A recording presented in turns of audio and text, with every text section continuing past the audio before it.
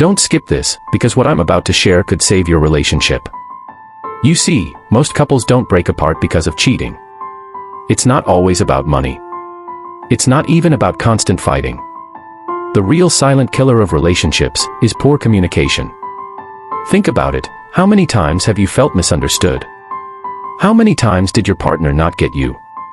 Or maybe you struggled to express what you truly felt, and instead of drawing closer, you drifted apart. But here's the truth, communication is a skill. And just like any skill, it can be improved.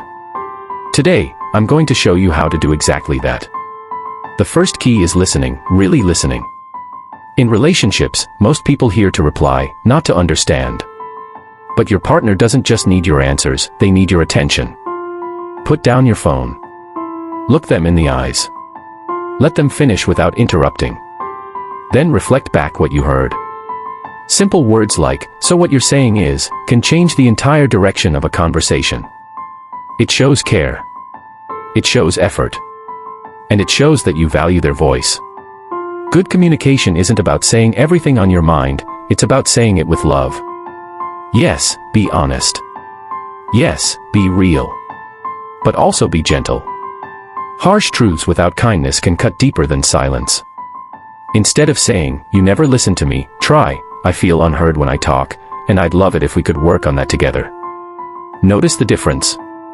The first attacks. The second invites.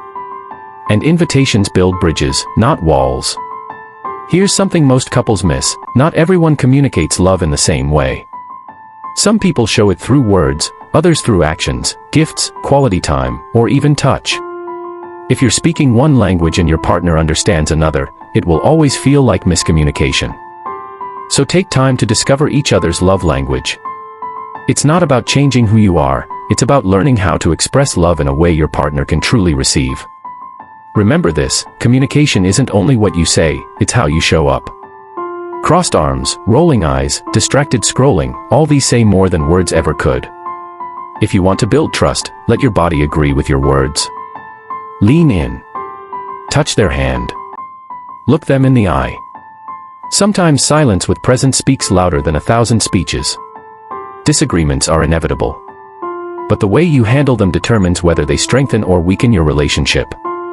When tempers rise, lower your voice. When you want to attack, pause. When emotions run high, remember it's not you versus your partner, it's both of you versus the problem. If you can master calm communication during conflict, you'll not only solve issues faster, you'll also grow closer through the process. Improving communication isn't about a one-time talk. It's about daily effort.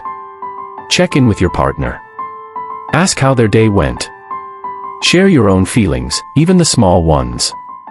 Make conversations a habit, not an emergency measure when things go wrong. The little "I love yous," the random "How was your day?" and the late-night talks, these small practices keep the bond alive. At the heart of every healthy relationship is good communication. Without it, love fades. With it, love grows stronger every single day. So here's my challenge for you, starting today, pick one of these steps. Maybe it's listening more deeply, maybe it's learning your partner's love language, or maybe it's practicing calm during conflict. Whatever it is, commit to it. Because communication is not just about words, it's about connection. And if you found value in this, don't just watch and move on. Like this video, share it with your partner, leave a comment about which step you'll start working on today, and subscribe for more content that strengthens love and relationships.